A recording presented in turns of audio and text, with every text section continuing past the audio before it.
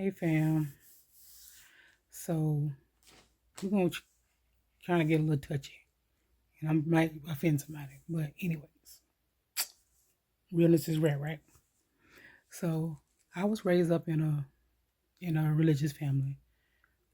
I just say my daddy was a deacon. I was raised up in a Southern Baptist church, where basically everybody was family.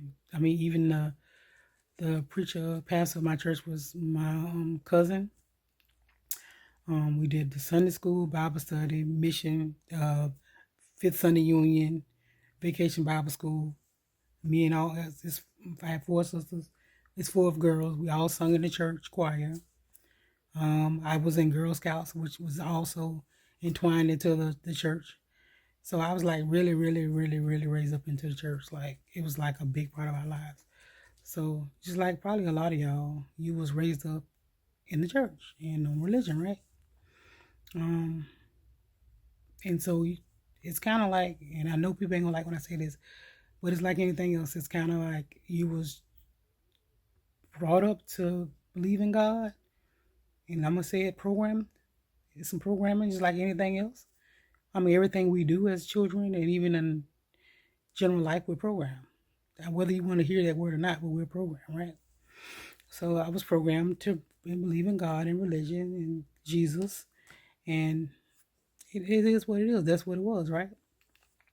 But you know what's crazy? I thought about it because now the older I got, and I got on my own. Um, I kind of veered away from the church.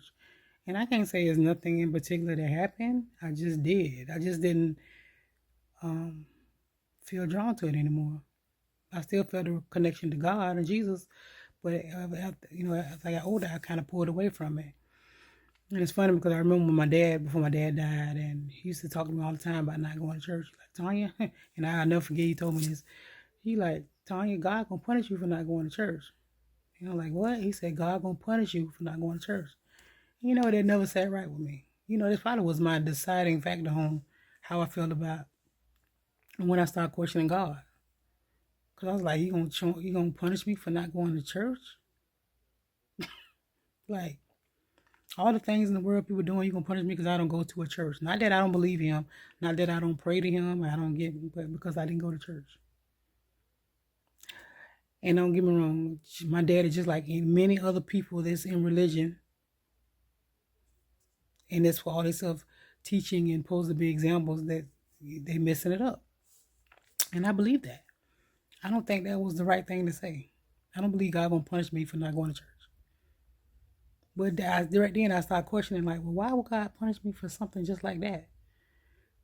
I ain't out here killing nobody. I ain't out here murdering nobody. I ain't out here stealing. I ain't out here, like, why would I get punished for not going to church but still believing in Him? So that was the first. Yeah. But then as time went on, because I'm Tanya, and I think a lot, and I believe God made me a thinking one man, right? He made me to be able to think. He made me to be able to have logic, common sense. And I feel like, you ain't make me this way and not expect me to use it. And let's be real, most religion is brought up on faith, not facts. I'll be honest. Even the Bible, it was written, oh my gosh, I don't know, 2,000 or 3,000 years ago, if not more than that. And when I read, it was written by several scholars, not just one. I mean, I want to say hundreds, because it's funny. I was just looking at this the other day. I said, and it took them like 1,000 or more years to write it. So different people wrote the Bible. It took them over 1,000 years to put it all together, and it was written over about 3,000 or 4,000 years ago. So this one book we God's people, religion, Christians, supposed to live by, was written 2,000 or 3,000 years ago. Probably wrong, probably further than that. By all these different humans like me, who got their own opinion, their own beliefs, and own whatever perceptions. They all put this book together all these years, and half these people done died. And then this is the book that we're supposed to live our life by. It's like I'm the type of person, like, I think about stuff like that, right? And then what's funny is when you think about it, most of us, and including me, Because, I tell you, me and my girl are reading the Bible now. And we would still start off reading the Bible, and we would go through and do random, but then we decided, because we was getting some suggestions from a bishop, pastor, to read some Psalms verses, chapters. So we said, let's just start from the first Psalms, and we've been doing that. And I realized that most of us, and even my girl, and I know my husband, I can just say that. How many Christians then read the Bible? So I've read some verses. I know, and I can even recite some verses to you because I was taught and trained that as a child. So they all, you know what I'm saying? I can remember that. For God's love word, they've gave His only begotten Son. Like, I can remember these things because they was trained in me. And I've seen that scripture, but have I read the whole Bible? And so everything we believe in and God, what I believe in and faith in is only what people has passed on to us. Not even the Bible we supposed to live our life on, like we base our whole life on, belief system on. Don't you think that's something that everybody? I mean, I'm not saying that they not saying read it, but it's our fault. Because, like, how can you believe in something that you don't even know nothing about, only about somebody telling you? I know my girl ain't never read the Bible, and she wholeheartedly believe in God and Jesus and all that. My husband ain't never read the Bible, and he do too. And let's be realistic. How many people have read it? You only going by what the pastor, your parents, and everybody else tell you. And let's be real, y'all. Everything your parents tell you ain't right. And I'm not even talking about religion, just in general. Because they passing on from what they got from their parents. And then some of them passing on from what they got from their parents. And then some of them passing on from what they got from their parents. All I'm saying is, we need to do better with that. Like, if we gonna live our life based on this religion and believing in God and Jesus and Christianity, it is important to read the Bible first. But even now, what I'm reading is Bible, because we reading Psalms, and I was telling my girl, we read it every day, a chapter, and sometimes one or two, and we discuss it and what we think we got from it, and we research what the summary of it should be and how we felt about it. And so far, I was telling her I was seeing Psalms. I'm like, seemed like in Psalms so far, and we haven't got that far. We probably done read, I said altogether, 15 chapters. It's praising God. So it's supposed to be songs to God. So song and prayer. So it's pleading to God, asking for help. Him showing anger. You're begging God to take away the people that's hurting you, to be vengeful against them, to hurt them.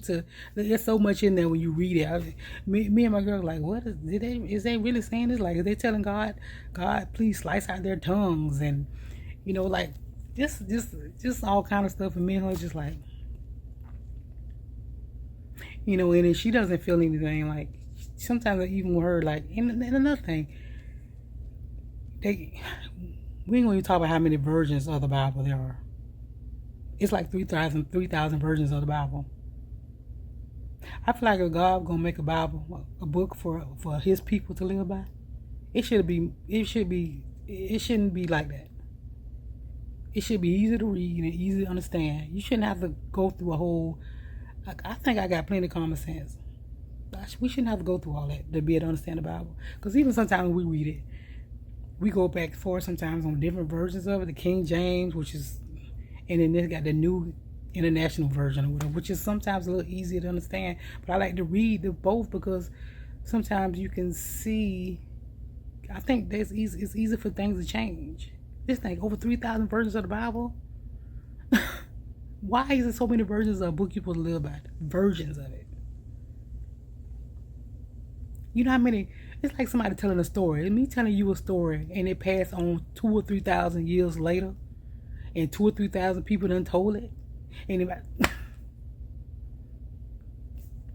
but the Bible wasn't written by God, y'all. It really wasn't. It was not written by God. It was written by different men. I tell y'all, just like you and me.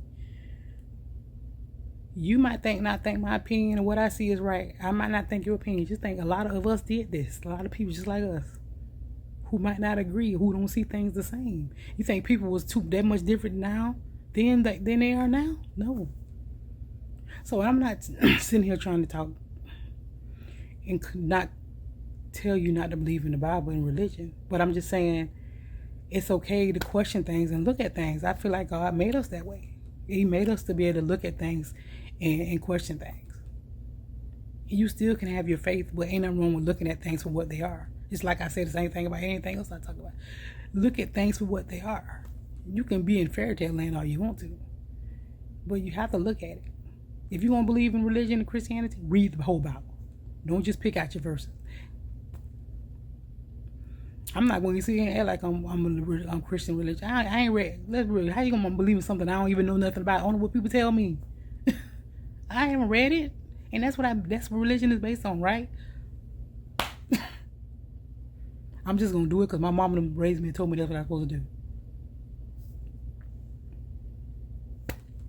And it's funny because in the Bible, and I was telling my girl, we was talking about it, and I was like, it sure seemed like everybody doing the Bible, we talk about it all the time, was pray and cry and beg to God for help. And I remember thinking, because I had been feeling this thing like, why does God, it seemed like, I know, clutch your pearls. God, he can be a little egotistical.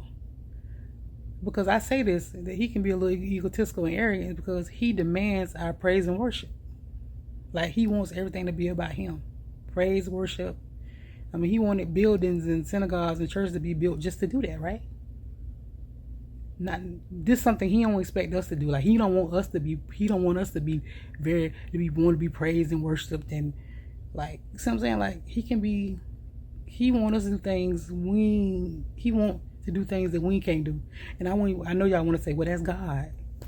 Okay. You gonna raise your children up to do right, be humble, be confident, to be all these different things.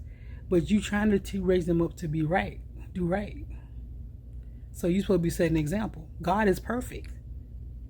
He and us, so we faulty as parents. But God is perfect. But his actions sometimes don't seem perfect. His actions don't seem perfect. Just think about it too, how,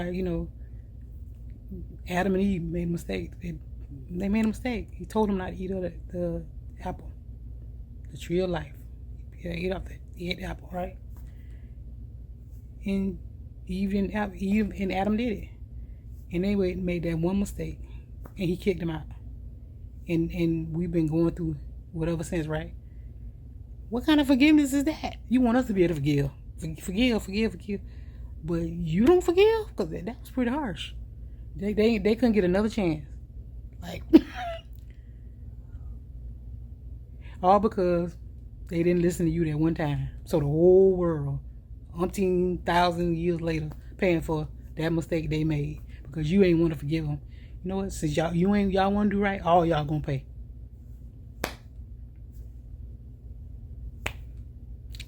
Back to what I was saying about the Bible, though. So I was saying we do a lot of praying and stuff and ask God for help. And I was just like, God seems a little egotistical because he always want our praise and worship.